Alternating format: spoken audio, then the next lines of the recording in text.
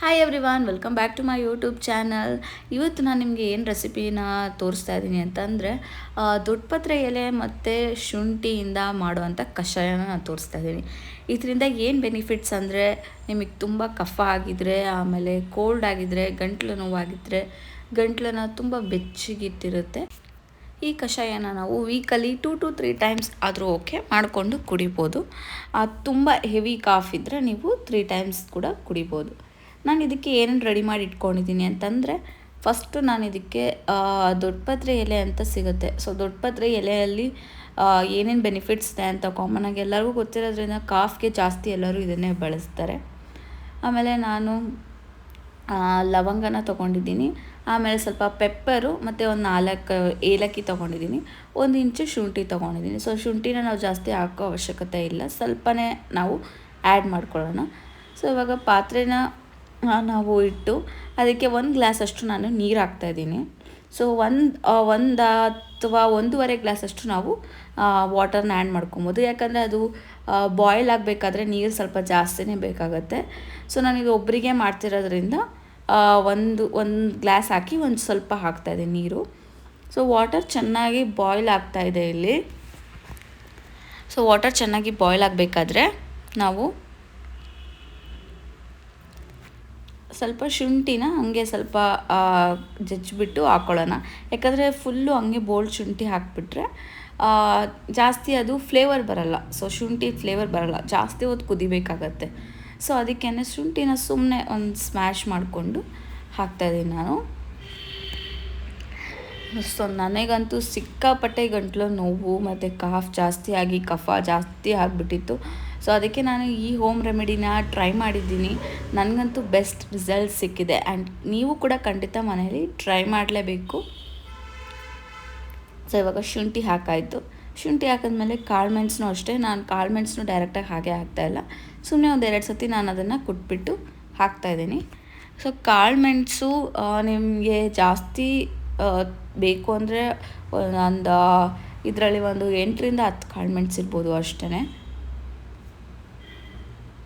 So ಕಾಳುಮೆಣಸು ಅದನ್ನು ಒಂದು ಸ್ವಲ್ಪ ಸುಮ್ಮನೆ ಸ್ಮ್ಯಾಶ್ ಮಾಡಿಬಿಟ್ಟು ಪುಡಿ ಮಾಡಿ ಹಾಕ್ತಾಯಿದ್ದೀನಿ. ಎಲ್ಲನೂ ಚೆನ್ನಾಗಿ ರಸ ಬಿಡಲಿ, ಅಂದರೆ ಎಲ್ಲದಕ್ಕೂ ಚೆನ್ನಾಗಿ ಒಂದು ಫ್ಲೇವರ್ ಸಿಗಲಿ ಅಂತ ಅಷ್ಟೇ ನಾನು ಎಲ್ಲನೂ ಕುಟ್ಬಿಟ್ಟು ಹಾಕ್ತಾಯಿದ್ದೀನಿ. ಸೊ ಕಾಳುಮೆಣಸು ಅಷ್ಟೇ ಆ ಥರ ಕುಟ್ಬಿಟ್ಟು ಹಾಕಿದ್ದು. ನೀವು ಏಲಕ್ಕಿನ ಮತ್ತು ಲವಂಗನ ಹಾಗೆ ಹಾಕ್ಬೋದು.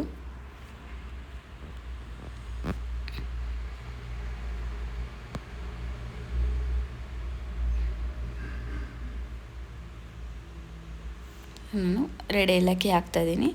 ಏಲಕ್ಕಿನ ಮತ್ತು ಲವಂಗನ 2 ಹಾಕ್ತಾಯಿದ್ದೀನಿ ನಾನಿವಾಗ. ಇದು ಚೆನ್ನಾಗಿ ಬಾಯ್ಲ್ ಆಗಬೇಕು, ಚೆನ್ನಾಗಿ ಬಾಯ್ಲ್ ಆಗಬೇಕಿದು. ಸೊ ನಾವೇನು ಮಾಡ್ತೀವಿ ಅಂದರೆ, ಇದಕ್ಕೆ ಒಬ್ಬೊಬ್ರು ಹಾಲು ಕೂಡ ಮಿಕ್ಸ್ ಮಾಡಿಕೊಂಡು ಕುಡಿತಾರೆ. ಸೊ ಹಾಲು ಅದು ಕಫಾನೇ ಆಗುತ್ತೆ ಸ್ವಲ್ಪ ಜಾಸ್ತಿ. ಸೊ ನೀರಿಂದ ಕುಡಿಯೋದ್ರಿಂದ ನಮಗೆ ಏನೂ ಸೈಡ್ ಎಫೆಕ್ಟ್ಸ್ ಆಗೋಲ್ಲ. ಸೊ ಇದಕ್ಕೆ ನಾವು ಫ್ಲೇವರ್ ಬೇಕಂತಂದರೆ ಇದಕ್ಕೆ ತುಳಸಿ ಎಲೆನೂ ಕೂಡ ಆ್ಯಡ್ ಮಾಡ್ಕೊಳ್ಬೋದು ನಾವು, ಸೊ ಚೆನ್ನಾಗಿ ಫ್ಲೇವರ್ ಬರೋಕ್ಕೆ. ನಾನು ಇದಕ್ಕೆ ದೊಡ್ಡಪತ್ರೆ ಎಲೆನ ಹಾಕ್ತಿದ್ದೀನಿ. ಇದನ್ನು ಯಾವಾಗ ಹಾಕಬೇಕು ಅಂದರೆ, ಚೆನ್ನಾಗಿ ಕುದ್ಮೇಲೆ ಒಂದು ಲಾಸ್ಟಿನ ನಾವು ಸೋಸೋಕ್ಕೆ ಒಂದು 2 ಮಿನಿಟ್ಸ್ ಇದ್ದಂಗೆ ಈ ದೊಡ್ಡಪತ್ರೆ ಎಲೆನ ಹಾಕ್ತಾಯಿದ್ದೀನಿ. ಯಾಕಂದರೆ ಇದು ಫ್ಲೇವರ್ ಚೆನ್ನಾಗಿ ಕೊಡುತ್ತೆ. ನೀವು ಕುಡಿಬೇಕಾದ್ರೇ ಆ ಫ್ಲೇವರ್ ನಿಮಗೆ ಗೊತ್ತಾಗುತ್ತೆ. ಸೊ ಹಾಕಿದ್ಮೇಲೂ ಕೂಡ ಅಷ್ಟೇ, ನೀವು ಗಮನಿಸಿ ಸ್ಮೆಲ್ಲು ಸಕ್ಕತ್ತಾಗಿ ಬರ್ತಾ ಇರುತ್ತೆ. ಸೊ ಕಷಾಯ ರೆಡಿ ಆಗಿದೆ. ಇವಾಗ ಇದನ್ನು ಹಂಗೆ ನಾವು ಡೈರೆಕ್ಟು ಗ್ಲಾಸ್ಗೆ ಫಿಲ್ಟರ್ ಮಾಡ್ಕೊಳ್ಳೋಣ. ಸೊ ಮಕ್ಳಿಗೆ ಕೊಡ್ಬೋದು, ದೊಡ್ಡವ್ರಿಗೆ ಕೊಡ್ಬೋದು, ಎಲ್ಲರಿಗೂ ಇದನ್ನು ನಾವು ಕೊಡ್ಬೋದು. ಮಕ್ಕಳು ಕುಡಿಯಲ್ಲ ಅಂತ ಇದ್ದರೆ 2 ಸ್ಪೂನ್ ಅಷ್ಟು ಜೇನುತುಪ್ಪ ಹಾಕ್ಬೋದು ನಾವು. ಸೊ ಕೋಲ್ಡ್ ಕಾಫ್ ಮಾತ್ರ 100% ಇದಕ್ಕೆ ಕಮ್ಮಿ ಆಗತ್ತೆ. ಅದನ್ನು ಚೆನ್ನಾಗಿ ಫಿಲ್ಟರ್ ಮಾಡಿದ್ದೀನಿ. ಫಿಲ್ಟರ್ ಮಾಡಿ ಇದಕ್ಕೆ ನಾನು ಸ್ವಲ್ಪ ಜೇನುತುಪ್ಪನ ಆ್ಯಡ್ ಮಾಡ್ಕೊತಾ ಇದ್ದೀನಿ. ಸೊ ಎಲ್ಲದೂ ಫ್ಲೇವರು ಚೆನ್ನಾಗಿ ನಮಗೆ ಮಿಕ್ಸ್ ಆಗಿರೋದ್ರಿಂದ ಕುಡಿಯೋಕ್ಕೂ ತುಂಬ ಚೆನ್ನಾಗಿರುತ್ತೆ. ಇದಕ್ಕೆ ಸ್ವಲ್ಪ ಜೇನುತುಪ್ಪನ ಆ್ಯಡ್ ಮಾಡ್ಕೊತಾ ಇದ್ದೀನಿ. ಸೊ ನನ್ನ ಗಂಟ್ಲಂತೂ ತುಂಬಾ ವರ್ಸ್ಟ್ ಆಗಿತ್ತು. ಸೊ ನೀವು ಈಗೂ ಕೂಡ ಮಾತಾಡಬೇಕಾದ್ರೆ ರೆಕಗ್ನೈಸ್ ಆಗ್ತಾ ಇರ್ಬೋದು, ನನ್ನ ಗಂಟಲು ತುಂಬಾ ವರ್ಸ್ಟ್ ಆಗಿತ್ತು. ಈ ಕಷಾಯನ ನಾನು ಒಂದು ಸತಿ ಕುಡಿದ ಮೇಲೆ ನನಗೆ ಫುಲ್ಲು ರಿಲೀಫ್ ಆಗಿದೆ. ಆ್ಯಂಡ್ ಇದು ನಾನು ಸೆಕೆಂಡ್ ಟೈಮ್ ಕುಡಿತಾ ಇರೋದು. ಸೊ 100% ರಿಲೀಫ್ ಆಗುತ್ತೆ ಅಂತ ನನಗೆ ಹೋಪ್ಸ್ ಇದೆ. ಖಂಡಿತ ನೀವು ಕೂಡ ಇದನ್ನು ಮನೇಲಿ ಟ್ರೈ ಮಾಡಿ ಆ್ಯಂಡ್ ರಿಸಲ್ಟ್ ಹೇಗಿತ್ತು ಅಂತ ಕಮೆಂಟಲ್ಲಿ ತಿಳಿಸಿ. ಜಾಸ್ತಿ ಏನು ಶುಂಠಿ ಮತ್ತು ದೊಡ್ಡಪತ್ರೆ ಫ್ಲೇವರ್ಸ್ ಎಲ್ಲ ಸಿಗೋದ್ರಿಂದ ಕುಡಿಯೋಕ್ಕೂ ಕೂಡ ತುಂಬಾ ಚೆನ್ನಾಗಿರುತ್ತೆ.